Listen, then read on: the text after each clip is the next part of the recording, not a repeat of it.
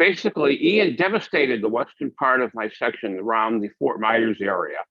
They're still recovering, and it's going to be years before they get everything fixed up. They're still picking up debris. Most of the power is back, and all of the communications are back. All of the cell towers that were on batteries are working, but the buildings have just been devastating. Fortunately, most of the newer buildings survived thanks to, if people probably remember Hurricane Andrew, the state of Florida changed their building code to what be the Miami-Dade standard building code, and that required roofs to be strapped to the main frames of the buildings, garage doors to have extra bracing, and all kinds of other interesting building code changes. So a lot of the newer buildings survived, but a lot of the older buildings were just blown away.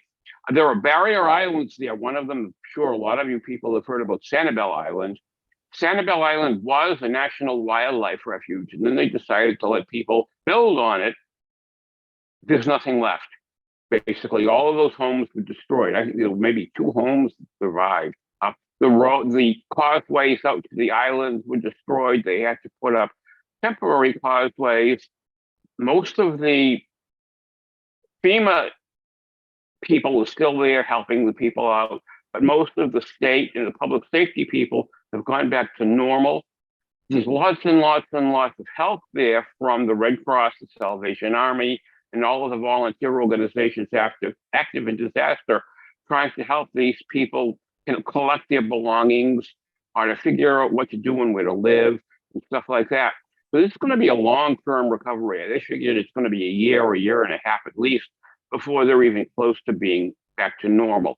In the central part of the state, just south of Orlando, in Okeechobee County and in a couple of the other counties, there was a lot of damage too. They're still also recovering, but they're getting through it, and the state is going, and we're recovering. So now I'm going to go ahead. After disasters like that, a lot of the people that respond are very, very seriously affected, and they need to have a way to express their frustrations and stuff with the system and everything. A lot of the firemen, a lot of the public safety, EMS, emergency management, every PAMs even, are affected by disasters. There hasn't been in the years past ways to express different, get help basically for your psyche to be able to cope with stuff like that. And tonight I'm going to try to address some like that. Most of the people that HAMs work with are alpha types. You know, they take offense when someone dies or when someone gets hurt on their watch. They feel like they have to do everything. So I'm going to go ahead and talk about that. And let me share my screen. And go away. Let go. No. Oh. So, move this out of the way. Let's see.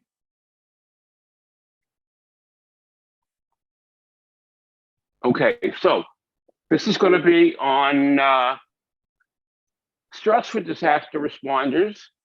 This is inspired by a presentation both I have done along with Sherry Brower, W4STB, who is my assistant section public information officer and my state government liaison. And we've both done this presentation in numerous times for numerous clubs, and I think it's pretty decent. So there's been a disaster. You got stress, you got anxiety. What is stress? Stress is a pre-programmed set of bodily changes which arouse and strengthen the body so it can deal with threats. It's the massive you feel when you get bad news. The amount of stress felt is determined by the answer to the question, what can I do about it? Well, how heavy is this glass of water? The weight of the water doesn't matter. What matters is how long you hold it. For 1 minute, you can hold it with no problem.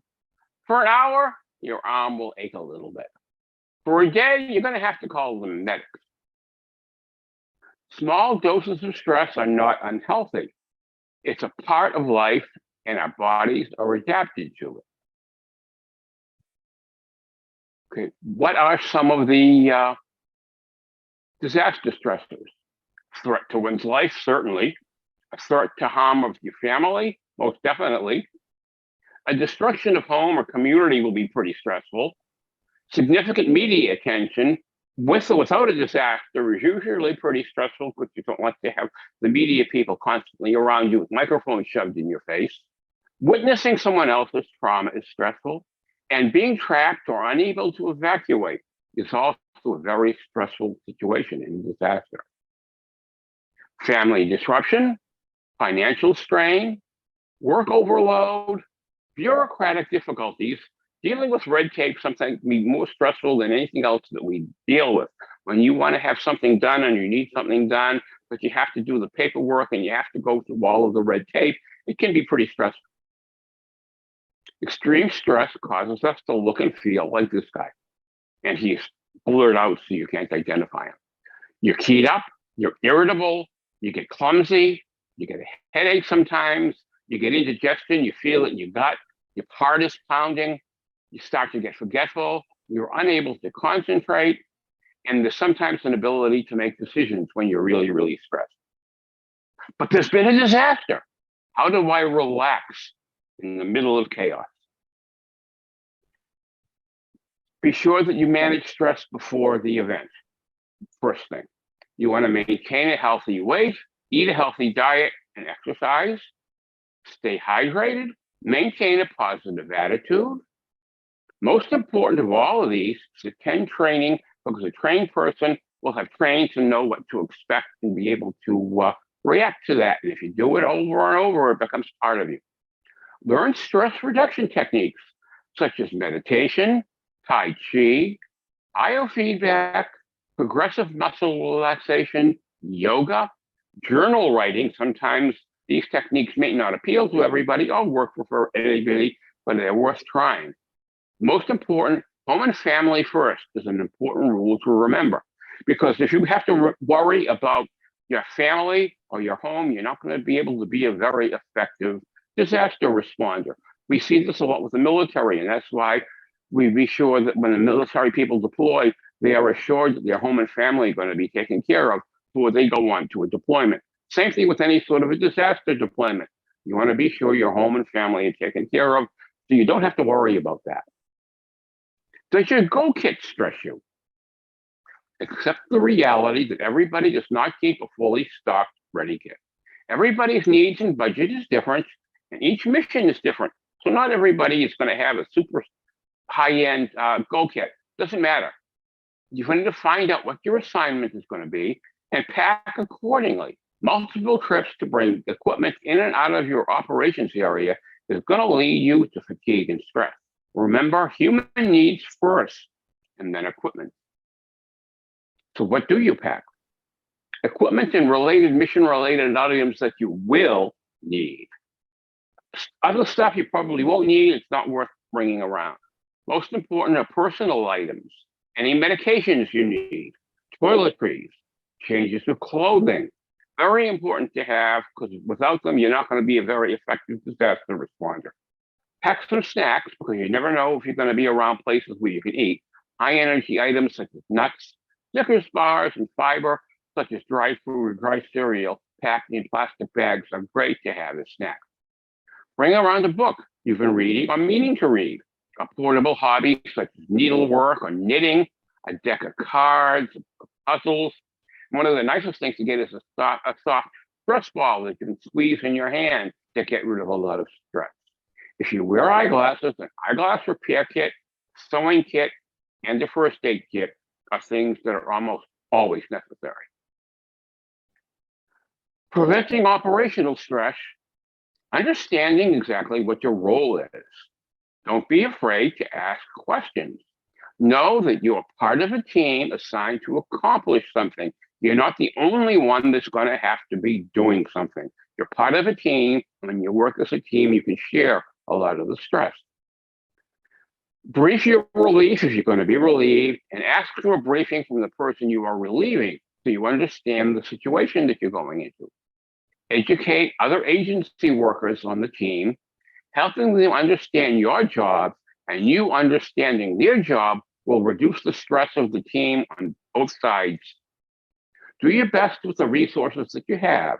Realize that this is the most that you should do. Important, even though I don't always go by this, limit caffeine and sugar intake, because that just makes you more stressful in a disaster situation. A little bit of coffee is good, a lot of coffee is not. If you're uncomfortable with your assignment, ask for a reassignment. You don't want to be in a situation that you're uncomfortable in. If you have off time, it's off time. You don't want to volunteer time to the disaster response during your off time. Lack of rest and lack of sleep will cause tremendous amounts of stress in a real disaster. And if you have to, chew gum. Remember that disasters are high stress environments, and people that you've known all of your life will act and react differently in a disaster than in normal life. Understand the needs of the community that you're serving. Be patient, most important. Know your limits and know the limits of the members of your team. Offer and assign relief personnel whenever possible. Pace yourself. You don't have to do everything in an hour. If you can do it in 2 or 3 hours and it's not going to burn you out, pace yourself. Observe your psychological limits. Everybody has psychological limits beyond which you don't really want to go. So if you know what your limits are and you're reaching those, back off a little bit. Chat with someone about non-disaster issues. Talk about sports. Talk about card games. Talk about hobbies. Talk about anything to get your mind off of the disaster issue. When you're assigning people, try to pair inexperienced responders with more experienced responders. The social support of the buddy system can reduce stress. If you're off, read a book, do a puzzle, play a hand of cards to get your mind off. Pace yourself and ask yourself and your volunteers, how many hours can you work? Do you have any health limitations? You have to observe those. Physical or sedentary assignments. Physical assignments, the needs are different than a sedentary assignment. Do you have any personal travel limitations? Are there concerns at home or work that are unresolved? And like I said before, these are very important to be sure that those are resolved before you volunteer and you leave on a deployment. Answering these questions will help you control operational stress. Take a deep breath, take another deep breath, and then another deep breath. Be sure to let each breath out slowly and evenly. That will help you with your personal disaster response. When you leave, when you come back, hug your family and hug your pets. When you come back from a disaster response, try to resume your normal routine, maintain a schedule, socialize, and remember your life's ritual. Share your feelings, and remember that what happened is not your fault. You know, there are people that are going to be hurt. There are going to be people that are going to be dead. There are people that are going to be homeless. None of that is your fault. You just have to go there and try to help people as much as you can. You can't blame yourself because you couldn't solve all of the people's issues. Resume or start after your doctor says okay, an exercise routine. After a disaster, eat a good meal. Sometimes that helps a lot.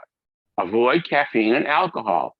Both disturb your rapid eye movement or REM sleep and the dreams that are healing and add to the depressed feeling you might have. You want to get a good night's sleep, so you don't want to be hepped up with caffeine and alcohol. Do some volunteer time in your community, engage in a hobby, and on the side, amateur radio is a great hobby to engage in after a disaster, to try to get back to normal hamming and talk to people and enjoying. And during the next meeting and training session, discuss stress relief with everybody. A lot of people sometimes don't want to talk about it, but we really do need to talk about it. So, is it time to put the glass down? Put the glass down and don't pick it up again until you have rested. When you have rested, you can carry on. Do you need to hear this statement? Do you need to say this to a team member? It might be time for some psychological first aid. Psychological first aid is delivered by disaster relief workers providing acute assistance as part of the organized disaster response or by mental health professionals who are part of the disaster team. Nowadays, this is very common. Even therapy dogs to snuggle and pet may be available for people. And believe it or not, those things really help. Those dogs are amazing and they do help a lot.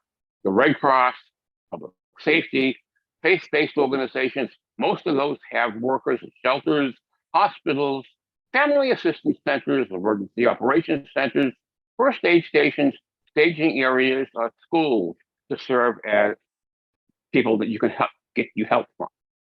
If you have no professionals nearby, however, and you need to provide psychological first aid, find out what the person's name is and use the person's first name. Being addressed by their name is very, very calming to a lot of people. Evaluate your options to help them find information on getting assistance. Speak in short sentences, using short, simple words, because these people are a lot of times very stressed out and they won't understand long, complex sentences or long, complex words. You want to talk them down slowly. Realize that your thinking process may be affected as well after the disaster. Get help when you are unsure about what to do. Function only within your scope of responsibility. Say, it's understandable that you feel that way, or your reactions are normal. You don't want to say, I know how you feel, or everything will be all right, because you don't know how they feel, and sometimes everything will not be all right. But you can understand that you feel that way, or your reactions are normal, are things that people that are stressed will understand, and they're not condescending either. Most people are psychologically resilient and manage disasters by usually means of coping. Some may require professional assistance. Okay, this is something, sometimes PSD is involved, or sometimes you need to get professional help when you have trouble concentrating or remembering. You have an inability to make decisions, you're emotionally numb, you're withdrawn, or you're trying to avoid things, and you're apathetic towards what you normally would care about. You have difficulty sleeping. You have physical symptoms such as chest pain, rapid heartbeat, or extreme fatigue. You're irritable, you're angry, you rage about different things, especially a lot of the military guys that I've worked with at PSD, they have flashbacks or nightmares that are very, very concerning. You feel self-destruction. You have a loss of interest in sex or in work. Your coordination is impaired. You feel anxiety, you're worried, you're always hypervigilant about what's going on around you. You have fear, mistrust, you blame everybody excessively for everything that's going wrong or what you perceive as going wrong. You have poor self-esteem, you have guilt or survivor guilt. If you don't know where you or a friend or a team member or a family member can get help, dial 211 anywhere in the United States. That's the National Psychological Help Line. It's the equivalent to 911, but it's for mental health problems. And it works all over the United States. And it's interesting because 2 weeks ago that went down. So people had to dial the regular phone numbers of these services. Now, most of the time, 211 is available anywhere in the United States. If you really, really need to get professional help, these guys are really, really good at allowing you and finding that. Okay, this is how to prevent burnout. If you're a perfectionist, you never accept excellence. Everything has to be perfect, not just excellent, it has to be perfect. Never exercise. Try to sleep as little as possible. Use alcohol to relax and stimulants to get going. Empathize with all the disaster victims. You must feel their pain. Eat as much food as possible. Accept responsibility for everything and everyone all the time. That will lead to burnout very, very fast. Engage in an endless process of controlling everything and everyone, especially those people, things over which you have no actual control. You feel it's your responsibility to make all disaster victims happy. Never desire to return home if forced to do so, feeling guilty. And remember, the glass is always half empty. And I've known lots and lots of people do this and they feel like this. And it's amazing that they really, really do need to get psychological help. Food for thought. Except for some days, you're the pigeon, and some days you're the statue. That refers to anyone who's ever been to a city that has pigeons, you know what I'm talking about. But some days you're the pigeon, and some days you're the statue. Nobody cares if you can't dance. Well, just get up and dance. We could learn a lot from crayons.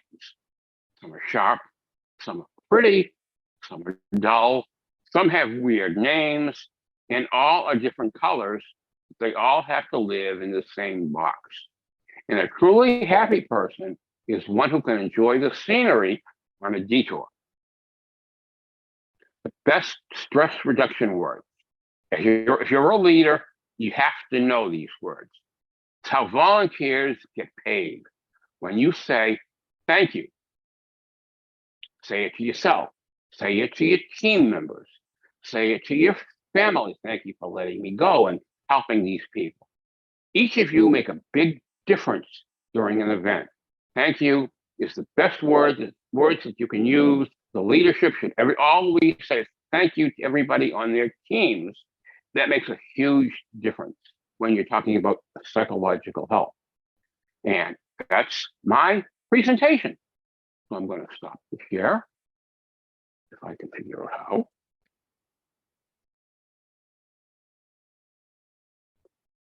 And return back to you, Dan. We're willing to take questions.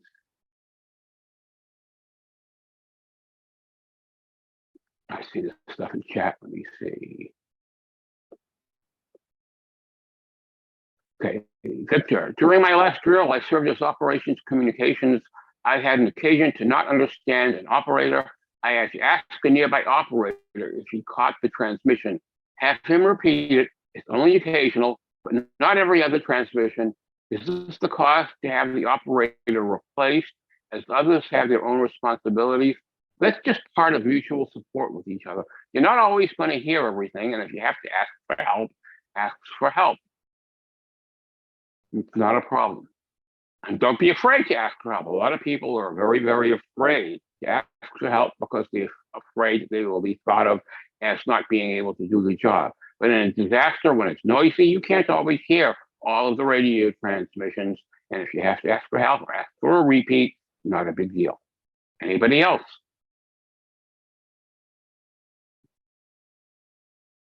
(988) is also a 3-digit nationwide phone number to contact directly to the 988 Suicide and Crisis Lifeline.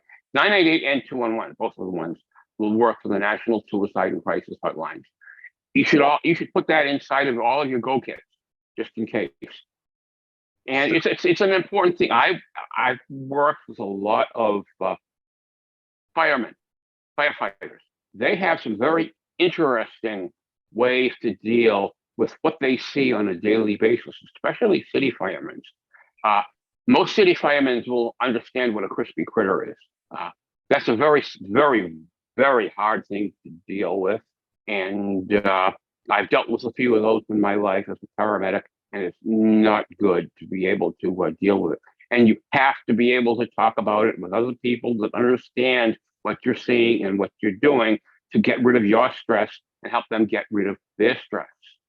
Okay, and so Frank from Spokane said, IS 12,000 is for team leaders, but it covers a lot of the same material. Yes, we've taken this from a whole bunch of different people, and like I said, it's an important thing.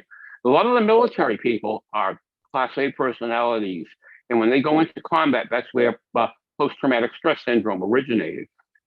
They've been subject to seeing things that a human being should never see when they go into combat. And it bothers them something terrible, but they're too proud because they're soldiers and they can't show weakness to be able to get psychological and psychiatric help. But it's so important to be able to, as a leader of a team, to see that in other people and to be sure that they talk to someone and get treatment if they need it. Most of the time, the treatment is pretty simple, just talking it out. But it's very, very important.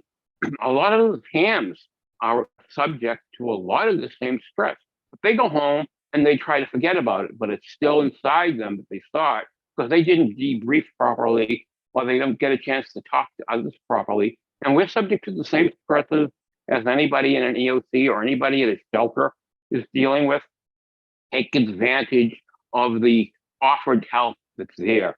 There are people there that are more than willing to help you, and it doesn't hurt to be able to talk to people like that. Okay, Scott, what was your question?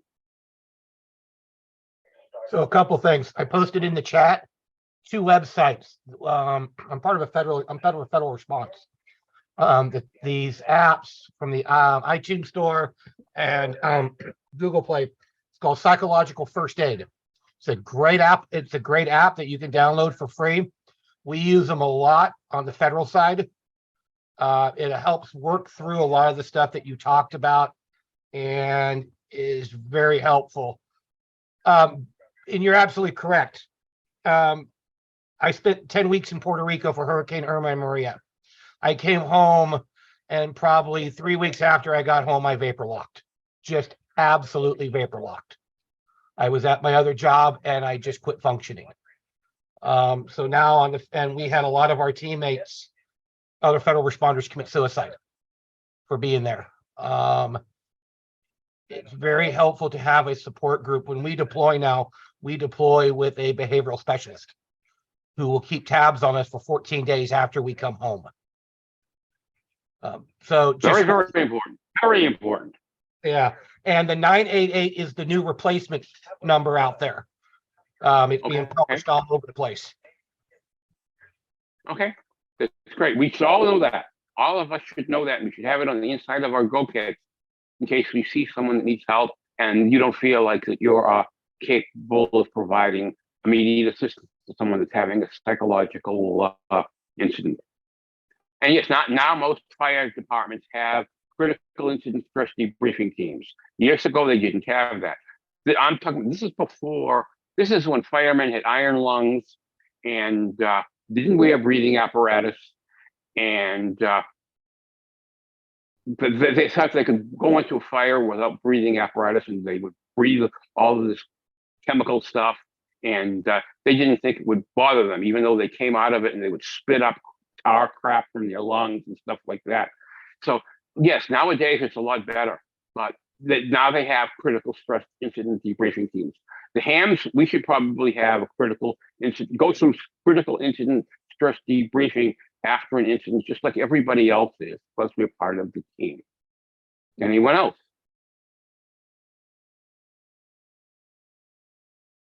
Dan Dan in California, you had your hand up. Yeah. So my experience is old, really old, like 30, 35 years old, before there was formalized understanding about what the influences of emergency response people suffer. And it was in Alaska with search and rescue dog group. And unfortunately, in Alaska, the vast majority of search and rescue dogs really should have been trained from the start as cadaver dogs, because you can't get anywhere in Alaska fast enough for avalanche searches or lost in the wilderness searches. And the dogs were under great stress.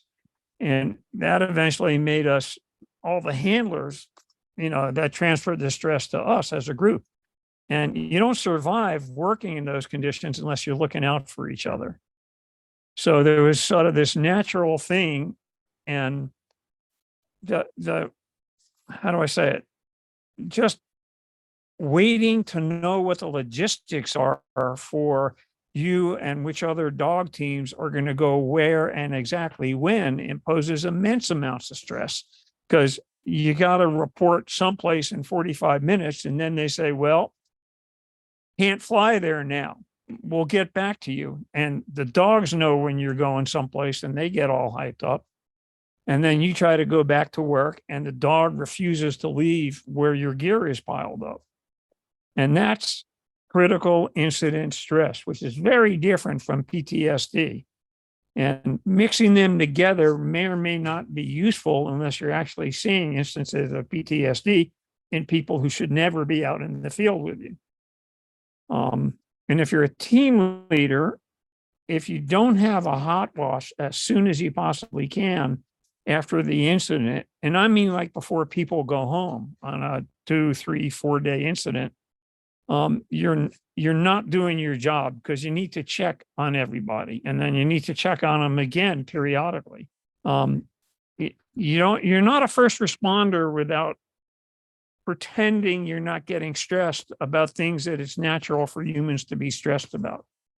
And if it's a big disaster, you're going to have people wandering around who have got the 1,000-mile stare because they can't function. What they've just seen is rendering them in need of immediate psychological first aid. The Salvation Army has a very good 3-day course that I didn't get to take until a couple of years ago. I wish I'd known about it 30 years ago, though, 30 years before that. And as an EMT, you're taught that there's nothing more important than you coming home to your family alive and well. And that includes dealing with the psychological shocks that you get when you see stuff you're not supposed to see. So getting a formal course on critical incident stress management and learning how to help other people is extremely valuable for learning how to take care of yourself. And I can't recommend it highly enough. Yes, and the Red Cross also has courses, and a lot of the public safety departments also do, yes. And interesting, you mentioned the dogs. Pets that help in disasters also get stressed. And I'm sure that there are pet psychologists out there now that would have to help with dogs that have things like that. Victor, you asked about the actual pace of radios during a catastrophe. During drills, you try to simulate it, but you never really do. In a real communications catastrophe, after 4 hours, you are going to be so burned out like you've never been before, because it's going to be constant. You're not going to have a chance to breathe hardly. It's really seriously stressful, because all of the messages that you have are going to be important enough to be able to transmit. There's not going to be much routine traffic in a real catastrophe. Most of the stuff is going to have a little bit of priority, and hopefully your leaders will know the priorities to be able to prioritize when things get sent out. But you're going to be going constantly. It's not going to be hardly any rest at all. So it's not 30 minutes, it's 4 hours usually, or 8 hours of constant nonstop radio traffic during a real catastrophic situation. So, you try to simulate that in drills, but you never really do, because you don't have the psychological impact that a real situation has when you're trying to drill. And yes, FEMA also has very good free training online with this. Tom, go ahead. After Hurricane Camille in Biloxi, the radio people at Keesler Air Force Base decided my Boy Scout Morse code was good enough for their purposes and put me on a desk, and I was sending health and welfare messages. And I was sending it off the checkoff rolls of everybody who had been checked off by the Air Force in that entire base. And this was after being out for 4 days, working with graves registration, assisting the Mississippi Coroner Task Force in finding people who had beach parties, hurricane parties in beachfront homes and stuff like that. So I was pretty burnt. But by the time I got to my 100th health and welfare message, I was feeling a lot better, because I knew that each family I sent one of those things was going to have a big burden lifted off them. From this comes the thought that if you can rotate somebody from a job that's grim into a job that's immediately rewarding, you may be able to dampen or delay the onset of the stress from the yucky stuff. I had a guy answer up from Chicago, and I said, can you take some of these health and welfare messages? And he says, well, what do you got? And I said, I got a book of 250 ARRL number 10s. And back then, that particular thing was, all well here, do not be concerned by disaster reports. They've since reworded it. Don't know why, but it doesn't matter. And he said, send them. And we weren't done with 250 addresses and signatures until about something like 6 o'clock the following morning. And this began at like 10:30 at night. But we were both feeling pretty good about it, I think, when we got through a book of 250 health and welfare messages. So I really think that, you know, rotating to a more rewarding duty is a good way to dampen until you can get with a critical incident stress debriefing team, which doesn't become unnecessary because of rotating to a nicer job, but at least it'll dampen it down until you can get to them. That's it. Thanks, Barry. Thank you, Tom. And yes, that's all true. If you as a leader can rotate your people, like 2-hour shifts in high stress, 2-hour shift in a little bit of a low stress radio position, it will help dampen it a little bit, but it won't get rid of it, sure. And yes, it's always good to have something like that to be able to help people that are there with. But in a real serious, during Andrew down in Homestead was, it was like a bomb hit. There was nothing. There was nothing, but not even the street signs. None of the local landmarks were there. It was incredibly stressful. All of those houses were gone. No one knew where all of the people were. They had to have serious, they brought dogs in, they had search teams, there were firemen and policemen. There was no radio because all of the radio stuff was blown away. The hams from all over the country came in and helped out with that. And there was tremendous amounts of stress. And there wasn't so much of what we have with critical incident stress debriefings that they had back then. We had a ham that passed away because he was hit by lightning during the response. That affected the hams quite a bit. Now we have situations where we can do critical incident stress debriefing. Back then we didn't, but we survived. Go ahead, Jen. WL7 COO. Yeah. I just wanted to mention that the hot wash that I don't know when that came about as a recommendation by FEMA for first responders, post-incident hot washes for exercises and incidents, but it's the perfect time to assess everybody on your team while you're trying to explain to them what you want them to feed you for the after action report, just to look at their affect and make sure that they're not extraordinarily uncomfortable for any reason that has anything to do with what they've just been through. Nobody wants to admit they need help or that they have to have time to resolve something they've experienced. So you got to be willing to prod them to say something that gives you an opening so that you can help them without them feeling like you're being invasive. Yes, true. Every leader and every member of the team should have a little bit of an idea, because we're supposed to have each other's backs and you have to look each other into the eye. And when you look at someone into the eye, you can usually tell pretty much whether they're there or whether they're not there.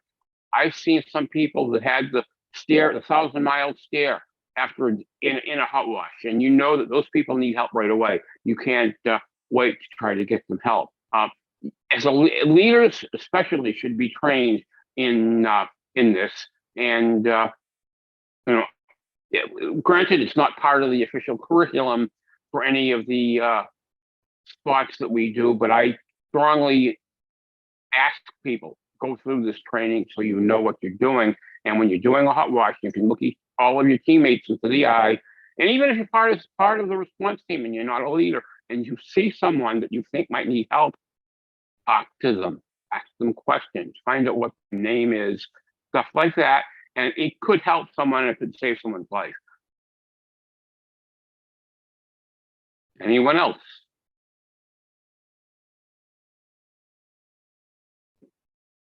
Yes, Dale from Connecticut says, fortunately, it seems like things have gotten better and it's more common and acceptable to share and talk about these challenges. Yes, years ago, no one would mention anything like this. Now you have to go through all this, be sure you're looked at and be sure you're treated. And it's not so much of a stigma anymore to be treated and talk to someone if you have a problem with what you've seen and what you've gone through. And no one will ever hold it against you, as far as I know. I mean, maybe in some organizations they might. 99% of the organizations that I've ever dealt with recognize this now, and they won't hold it against you if you need to get some help with something that you've dealt with. Victor, I think you had your hand up first, and then we'll go to Tom. Thank you. I've read a number of reports talking about murderers and death. The first time they kill somebody, they vomit. I'm curious, when you get into a situation like a catastrophe where you're a responder, you're a radio operator on a search team support, you walk into a situation like that, what happens, you know, if you wind up in a hot wash or debrief, is it permissible, is it acceptable that you pick up a garbage can of vomit because suddenly that's where it is and it hits you what you've seen? Or is that basically done outside in the field and you're just doing mental trauma rather than stomach and internal? If that makes sense. Anytime. If it gets to the point where what you've seen makes you vomit, it doesn't matter where you're going to vomit. A lot of times I've seen search and rescue teams, they get out of the place where they've been searching and they vomit right there on the street. You vomit in the car, you vomit in the hot wash into a wastebasket. It's perfectly okay nowadays to do that if you've been exposed to some of the stuff that I know some of the people who've seen. That's a normal human response. No one will ever hold that against you. No one should hold that against you.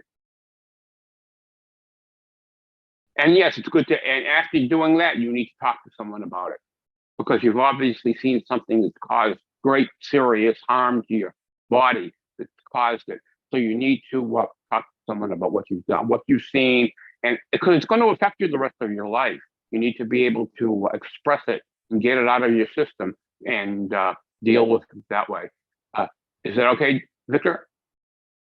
Okay, Tom, go ahead. Two things. One is that as a leader in one of these efforts, you can say to a guy or gal that you think needs help, that you want them to go see the critical incident stress debriefing team. And I have shamelessly lied to people by saying, that's so that nobody has to feel awkward about it.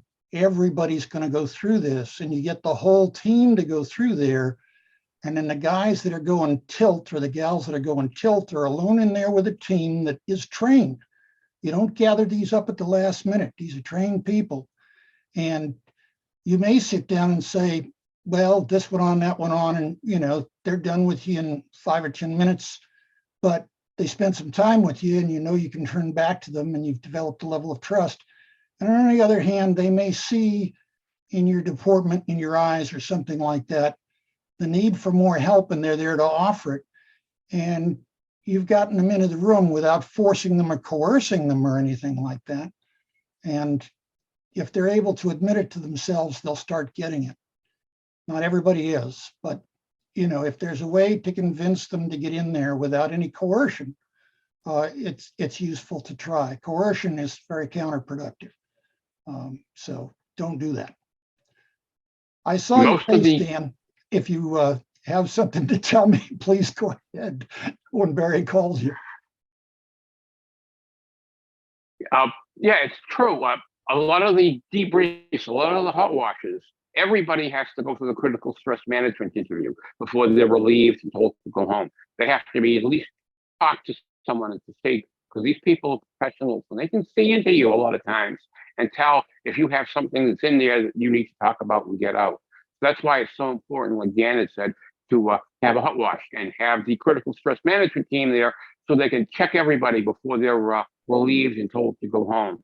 And Dan posted in the chat, see something, say something applies to helping patients and those you care about or work with to deal with their personal terrors within. That is so true. That's a great quote. Anyone else? Go ahead, Scott. So a question for the group. How many of of you guys on different teams and ladies have the ability or within your organization have gone out and talked to mental health care professionals and asked them, hey, can we call upon you when this is all said and done with? A lot of these mental health professionals through county services and things like that are available. Guys, I'll lay it really simple here. I've been a fireman for 20 some odd years. I've been with FEMA for a little over 20 years. I was a health and safety officer in Hurricane Katrina, health and safety officer in Irma, Maria, and Raceland, Louisiana for a lot of the hurricanes. I've seen people literally get blown off of roofs. I've seen kids mauled by pit bulls. I've had to recover bodies out of hospitals that were left in the ICU. It really screws with you. And for 20 years, I've been dealing with this. And so to have, as we say in the emergency services, and a lot of you know, it's not the time to meet the people during the game. You meet the people prior to the game, so you all know what sheet of music you're playing on, and go out and meet these professionals and say, hey, can we call upon you? Or get them part of your team. Are some of your amateur radio operators mental health care providers? Can we loop some of those people into our organization to be there with us? It is super critical. I can't tell you how important it is. Thank you. You're welcome. And yes, I understand what you're talking about. They have to be part of the team. We have to work with them before, during, and after an incident. This way they get to know you a little bit better, and they can see how you are during normal times. And this way they can see that you're stressed afterwards, and you know them and you're comfortable with them. It's hard to talk to a stranger about stuff like this. That's why it's important to have people like that as part of your team. And like I said, we're all part of a team and we all have roles to play. And psychologically trained members are very important to be part of your overall team. And to be real simple, Anyone else? real quick, Yes. the real simple on this is it doesn't happen right away. Like I said, I was home from Irma and Maria for almost 2 to 3 weeks before I literally vapor locked. I left, I was fine. I didn't have any issues, but it didn't settle in for weeks later. And then literally I was done. I shut down. So a lot of times when we do disasters, we go talk to our fellow responders. Hey, I'm great. I'm cool, man. See you later. See you on the next one. Life is great. 3 weeks later, what happened to so-and-so? Because that follow-up stops. We don't have that aftercare for several days. And that's why on the federal side now, we've got 14 days that we're bugged every day. Hey, how are you feeling? What's new? What's going on? Are you having any issues? I know it's 14 days, but like for me, it took 3 weeks. It doesn't happen right away. And they're not bugging you. They're actually trying to help you. They're asking you you might think it's bugging you, but they're doing their jobs by following up with you and asking you questions, because they're trained enough to be able to see in your responses, hey, he sounds a little bit stressed. Maybe we need to keep going and get him in here and have him talk to people, because otherwise than that, like you said, it doesn't happen right away. It happens a month later. It happens 6 weeks later. All of a sudden, you're processing it in your mind, and then all of a sudden it comes out, and it stops you in your tracks. It's very important to have part of the team. They need to be able to follow up with that. One of the things that I found true is that sometimes it's worth saying you need help, even if you're feeling reluctant, because there'll be other people on your team that are also in your position, but haven't got themselves or roped themselves or towed themselves to where they can ask. So you ask, like my partner and I did after an ambulance call, and the whole shift that was involved in the call gets the help that several of them weren't willing to ask for because they were on the incident. And if the critical incident stress debriefing team is called out, everybody who was on the incident is going to go see him. So they got offered help that they weren't willing to seek. And I know for a couple of them, and certainly for me, it was, a big plus. When we were pulling in at quarters, I turned to my driver and said, "You can have the gym, I'll take the hose tower." And we both went into our respective places and screamed like wounded animals. But then the whole shift coalesced around what had happened, and we dealt with it as best as we could right then. But they brought out help for us in the form of a critical incident stress debriefing team and follow-up care. Fortunately, I volunteered in a very wealthy county, and I mean very wealthy, one of the 5 wealthiest counties in the entire country. So they have superlative resources available, but you don't need to throw money at it to make resources available. You just need to get busy and locate people who are willing to help. Things like a kid opening the door and saying he's hurting my brother will stay with you. And you have to learn to face them and look them right in the eye. And that's where all the help is available. It's available nowadays. Years ago, it wasn't available, and you had to deal with it yourself. And thank God we live in the times that we live in, that we can get help like that, because I've seen too many people commit suicide over stuff that they were involved with, and they didn't know how to deal with it. Now there's ways to deal with it, and all of the leadership should be involved in it, and all of your teammates should be involved in it. And if you look against it, if you see something, say something, talk to them, and try to get them help if you can, or refer them to someone that would help. Or if you have to, go over their heads and talk to your supervisors.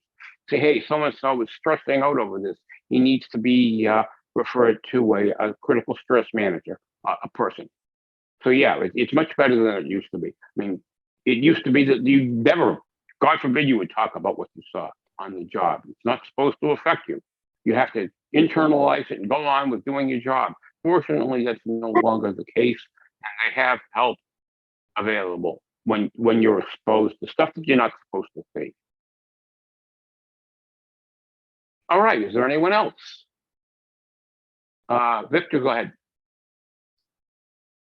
Thanks, Barry. I want to go back to what Scott was talking about. And if I understood him correctly, he said 3 weeks. And I think he said that was before they instituted this daily contact.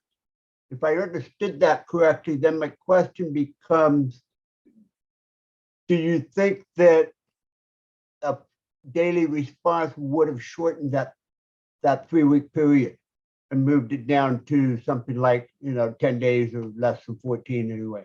That's kind of a question to Scott maybe, or you just as an overall analysis. Thank you. Hey, Victor, absolutely. And I go back to Irma Maria, because we as an agency, as a overreaching, we learned a lot of things because it taxed a lot of responders.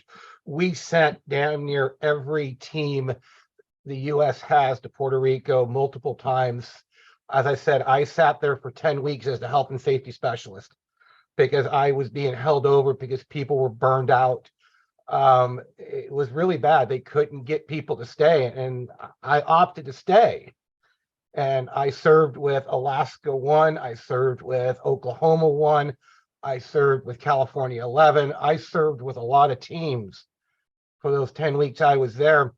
And when we got back, as I said, some of the first responders took their lives. We learned from that, and now we have this. And so when we demob, we are contacted, and I use the word bugged, and it's just my terminology. We're contacted when we demob. A few days later, we're contacted again, and we are, and then our behavioral specialist that's assigned to our team stays in contact with each and every one of us.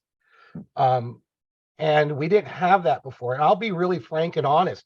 The federal government got rid of the behavioral specialists off the teams. They got rid of them. They terminated the position. And it wasn't until after Irma and Maria that they decided to put them back into the team because they saw the valuable asset that these folks brought to the table. They helped us as responders.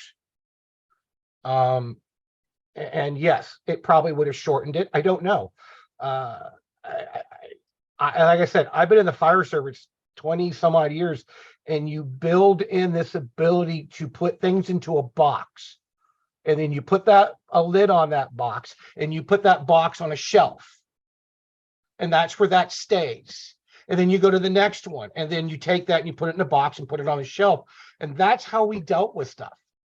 At some point, you run out of shelves, you run out of boxes, and the things start coming out of boxes. And so it's a built-in mechanism. We as firefighters, first responders, even every last one of you who've been an emergency responder know what I'm talking about.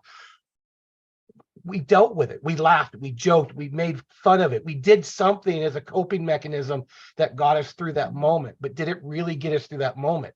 It just delayed the effects. And this is why we see such an inherent problem within the first responder community of people having issues. Scott, that was wonderful. I was going to say the bigger they are, the harder they fall. And I see that more in law enforcement than I do in, well, I don't see it in fire because I think now it's being dealt with, but law enforcement is a dangerous place because, they just can't say they need help. And by the time it's obvious, it's too late to have helped them as best as could be done with modern science and ways of relieving stress that people should never have to put in a box. Thank you. Anyone else? Yes, that is so true. And I think it's starting to get better in law enforcement. The fire services are kind of dealing with it now. It's still a very difficult thing, again, because of the perceived indestructibility of the police forces, where they consider themselves indestructible, and they're psychologically vulnerable, and they don't want to admit it. And it's going to take some work, but same thing, with radio operators. We are exposed to the same things that the first responders are. Not quite as much in the same drastic difficulty, but we're still exposed in a real disaster to stuff that we're not supposed to see on a normal everyday life. And we need to be able to deal with it. And our leaders need to be able to deal with it. And that's the whole point of why we're doing this presentation tonight. Go ahead, Dave. Barry, the best amateur radio service emergency communications activity I've ever seen or been part of was a Shenandoah Valley emergency net, which was basically a Skywarn tornado watch net that stretched from Pennsylvania through West Virginia into Virginia. And the rule was the NCS was handed off every 4 hours. In other words, your shift as a net control station during an event was no more than 4 hours. And we went around the clock sometimes with 2, 3, 4 day events. And that worked to reduce our stress as communicators. It doesn't help when tornadoes, just randomly kill people. And the aftermath of that, you can't rationalize it. You just have to comfort them till they accept it. And that takes special skills and training. So I think for amateur radio operators, the point is you can't overdo it because you're not going to be an effective net control. It takes a kind of concentration that most people never have to focus on if you've got a fast moving event and lots of people needing to be talking to lots of other people that you've got to coordinate on the fly. So there you have it. Yeah. And after that, you need to go through critical stress management to be sure that you're mentally Well, yeah, in the Okay. parks, in the park service, if you've got anything to do with law enforcement and several other specialties, that happens to you, whether you know it's happening or not. And Mhm. I remember I had week-long courses and stuff I thought made no sense because it had nothing to do with my specialty. But boy, in retrospect, I was lucky. So, And Tom brought up in the chat, if you're looking for an interesting story, look up Elves on a Ladder Truck on Google. And it has a happy ending, so it's not, and it's supposed to be a pretty interesting story about a call that he went on. So Elves on a Ladder Truck is something to Google and read. Thank you, Tom. Anyone else? I'm getting along to 10 o'clock, so Dan, you want to wrap it up? I can do that. You did a good job of having all sides of that thing. Appreciate that.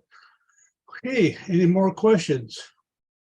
I Comment? want to thank everybody for listening to me tonight. I think it's an important topic that a lot of people have a lot of trouble dealing with, and we need to seriously think about it and deal with it. So thank you all for listening to me. yeah, I'm kind of distraught because I thought this subject was going to bring everybody out of the woodwork and that we'd have 150 people here. And I'm going to have to figure out why not.